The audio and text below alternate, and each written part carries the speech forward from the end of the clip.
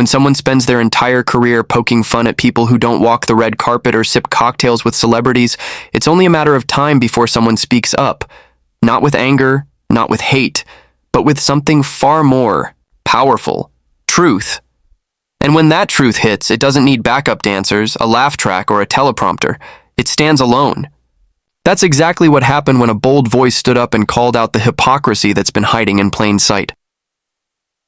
You see, there's a certain arrogance that comes from standing behind a camera, knowing that millions are watching, clapping, and cheering, mostly because they've been told it's funny. But take away the stage, strip away the applause, and what's left? Just a person taking cheap shots at hardworking people who can't defend themselves on national television. That kind of comfort zone doesn't last forever, and eventually, someone steps into the light and challenges the very foundation of that false confidence. When truth walks into the room, it doesn't need to shout. It doesn't need a production team or a makeup artist, it just needs courage. And on that day, it arrived like a freight train, wrapped in calm conviction and laced with clarity. One sentence, just one, was all it took. Not a rant, not a tirade. Just a plain-spoken reminder of what it means to forget who you're laughing at. A sentence that sliced through years of smug performances and exposed what was really behind the jokes: fear, insecurity, and a desperate need to stay relevant. It was a moment not crafted for headlines or trending hashtags. It was something more meaningful, a stand taken on behalf of people who've been told they're not sophisticated enough, not educated enough, not woke enough to understand the joke. But the truth is, they understood it all too well. They just didn't have the spotlight to say so. Until now. This wasn't about being offended. It wasn't about demanding an apology. It was about drawing a line. Because when the powerful spend their time ridiculing the powerless, pretending it's all just part of the act, someone eventually reminds them that the act isn't funny anymore. Especially when the punchlines are aimed at people who work 12-hour shifts, raise their families with dignity, and pray for strength just to get through the week. The sentence that echoed in that moment didn't need to be repeated. It didn't need a mic drop. It was the kind of statement that doesn't fade when the lights go out. It lingers, it rattles, and it forces people to ask themselves if they've mistaken ridicule for relevance. There was no dramatic pause, no flourish. Just a truth that exposed the difference between making people laugh and making a mockery of their lives. When someone finally says out loud what everyone else has been whispering, it breaks something open. It creates a ripple, and that ripple turns into a wave. People start to realize they've been the subject of the joke for far too long, and they're no longer amused. They don't need a spotlight to feel seen. They just need someone to say what they've been thinking. That respect isn't something you earn by tearing others down. It's something you build by standing up, even when the crowd expects you to sit quietly. The real joke in the end was never funny. It was just repeated so often that people forgot to question it. But now, someone finally did, with grace, with fire, and with a voice that didn't rise above the noise but cut straight through it. Because sometimes all it takes is one person brave enough to say what matters. And when that person speaks, the whole room shifts. Not because they shouted, but because they told the truth. There's a certain kind of arrogance that comes from forgetting where real strength lies. It's easy to forget, especially when you're insulated by cameras, screens, and people whose job it is to agree with you. But the real foundation of this country doesn't live in studios or behind podiums. It lives in the calloused hands of workers, in the sweat on brows that never make headlines, in the early mornings and late nights of people who keep things running without ever demanding applause. And when those people are mocked, belittled, or reduced to punchlines, it's not just unfair, it's dangerous. Because those people aren't just a demographic. They're not props for a joke or symbols for satire. They are the backbone, the ones who fix what's broken, protect what's sacred, and build what's possible. They raise children while holding down 2 jobs. They serve others even when their own plates are empty. They don't do it for recognition. They do it because they have to. Because that's what integrity looks like when no one's watching. So, when someone steps into the spotlight and tries to score cheap points by ridiculing them, it reveals a deep misunderstanding of who really holds this country up. It's not about disagreeing on politics. It's not about having a different worldview. It's about respect, something that can't be faked and can't be hidden behind a smile. When you mock the very people who make your world function, you're not being edgy, you're being blind. And yet, that kind of mockery has become so common that people barely flinch anymore. They hear the same recycled jokes, the same tired stereotypes, and they're expected to laugh along, as if being the butt of someone else's joke is a privilege. But all it takes is one voice, one sentence, to remind the world that the people being laughed at aren't inferior. They're essential. That sentence landed like a freight train, not because it was loud, but because it was true. It didn't need decoration. It didn't need to be repeated. It was a reminder, spoken with calm conviction, that there's a difference between someone who lives to serve others and someone who lives to serve themselves. One toils quietly in the shadows. The other basks in the glow of a spotlight they never earned. And when that contrast is called out, it's impossible to ignore. This wasn't a grand speech. It wasn't a performance. It was a moment of clarity that cut through all the noise. And in that clarity was something undeniable. You don't get to ridicule the people who build your roads, protect your neighborhoods, and serve your food, and then turn around and call yourself brave. There's nothing courageous about taking shots at those who can't fight back. Real courage is standing with them, even when it's inconvenient, even when the room might not cheer. The irony is that the people being mocked are often the ones who still believe in community. They're the ones who fix your car without overcharging, who shovel their neighbor's driveway, who show up for each other when no one else will. They don't ask for the spotlight. They just want to be treated with dignity. And for far too long, they've been told they don't deserve even that. Until someone finally said no, not anymore.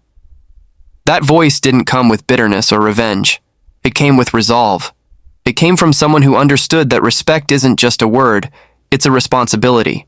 And it's one that gets ignored the moment someone trades humility for fame. When you forget that your platform should serve the people, not mock them, you lose the right to call yourself a leader, an artist, or a commentator.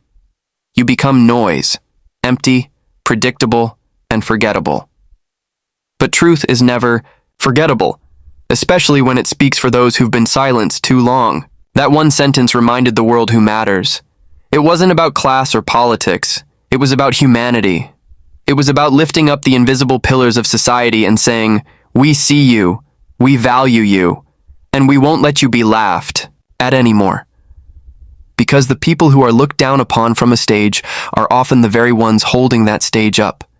And sooner or later, someone had to say it. There comes a point when what's passed off as comedy reveals something much darker underneath. It's easy to wrap criticism in a joke, to mock from a distance, and to call it entertainment. But laughter isn't always harmless. Sometimes, it's a shield for cowardice, a mask worn to deflect accountability.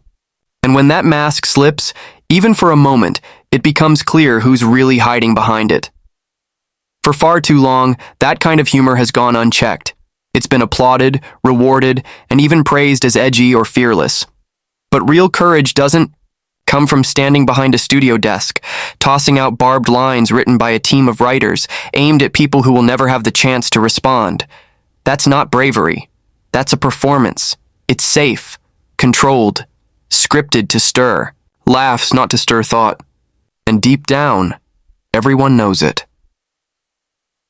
What passed as comedy eventually became something else, something that demanded to be examined, stripped of its applause, and held against a mirror. And when it was, the reflection wasn't flattering. It wasn't bold. It was timid, cloaked in irony, and dripping with contempt for the very people it pretended to speak to. There was nothing noble about it. There was no honesty. Just a cycle of insults masquerading as wit, fueled by an audience conditioned to laugh at pain they don't understand. And then came the moment when someone refused to play along. No anger, no theatrics. Just a line delivered with calm precision, so direct it shattered the illusion. In that one moment, the spell broke. What had once been seen as clever was suddenly exposed as callous. The laughter fell quiet, not because the joke didn't land, but because the truth finally did. The brilliance of that sentence was its simplicity. It didn't attack. It didn't mock. It just asked an uncomfortable question.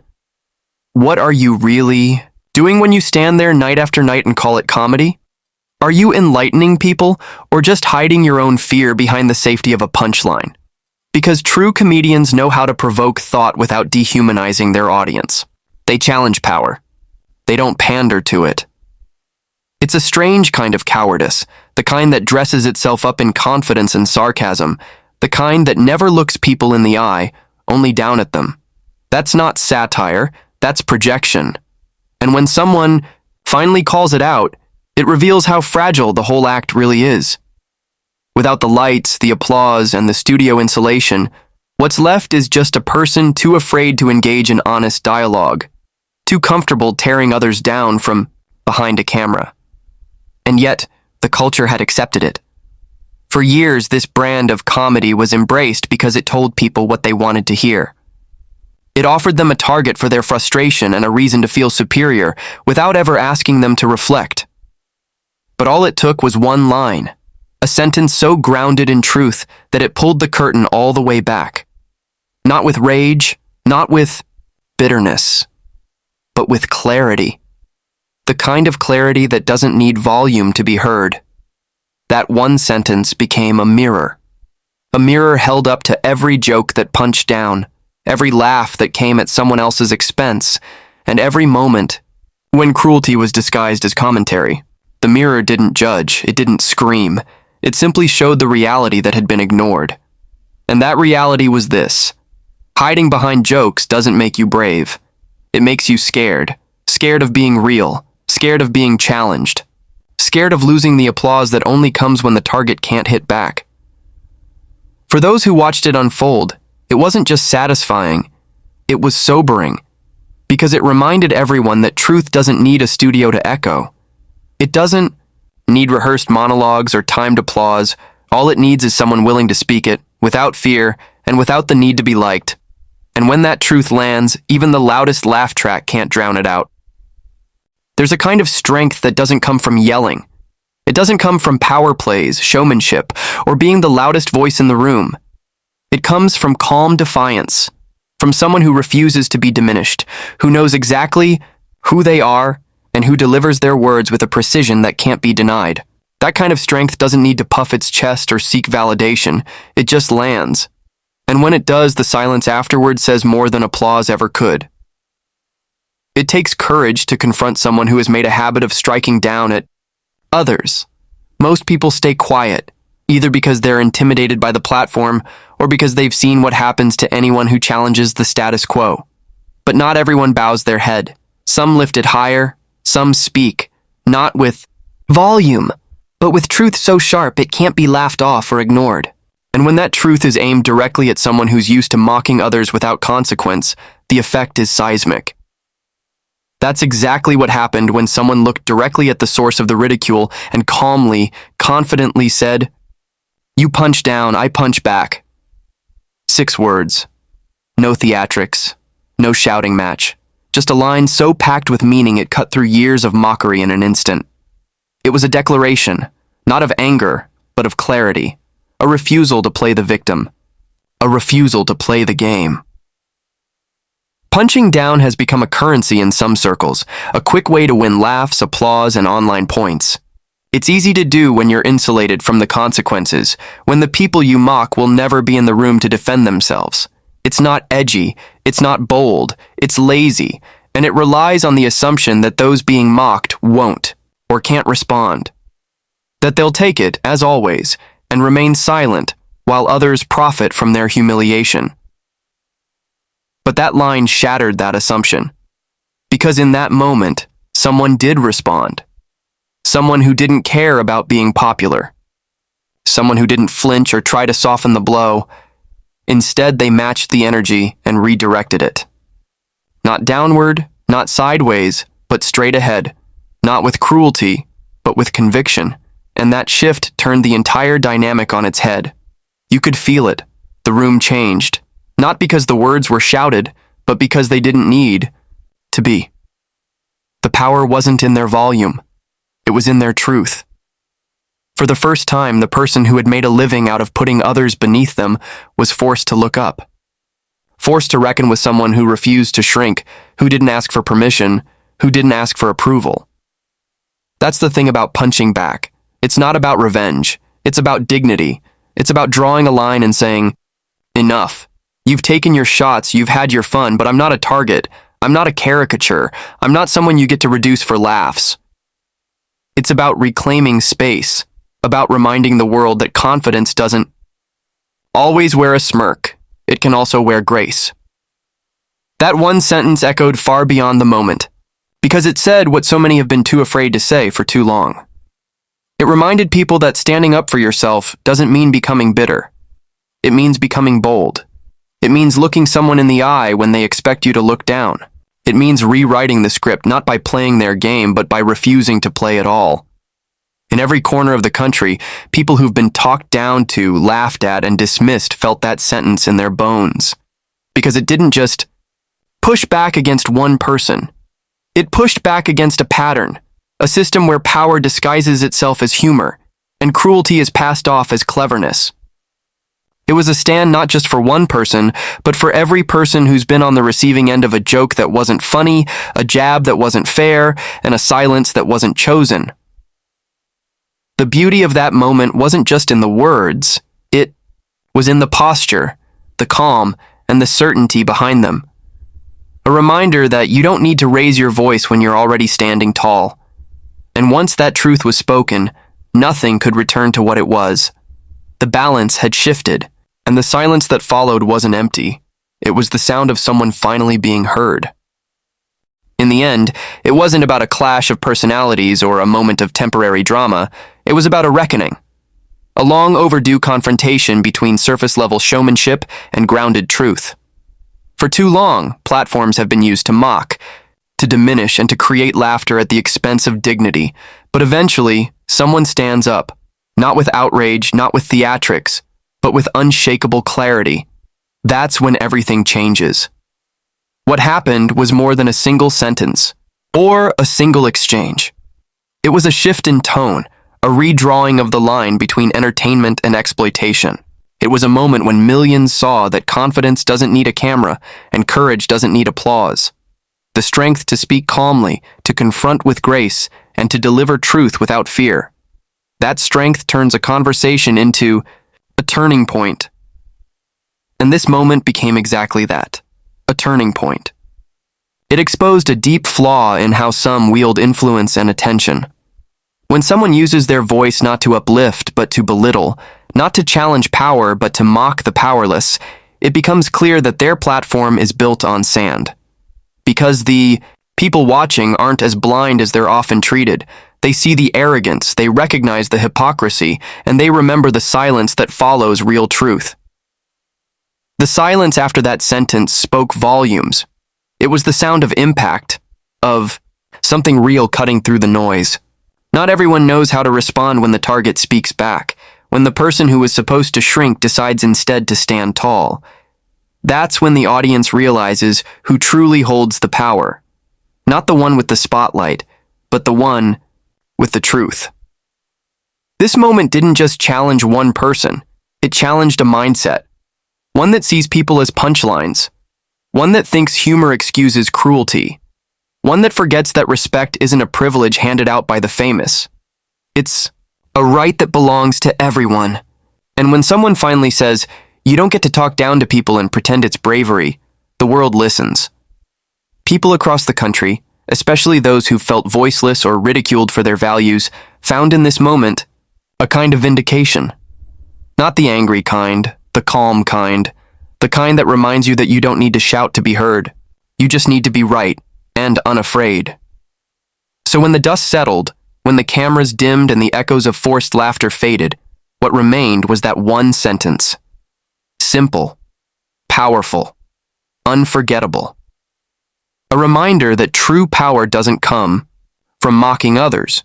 It comes from standing up when it's least expected and saying what everyone else is too afraid to say. And once that truth is spoken,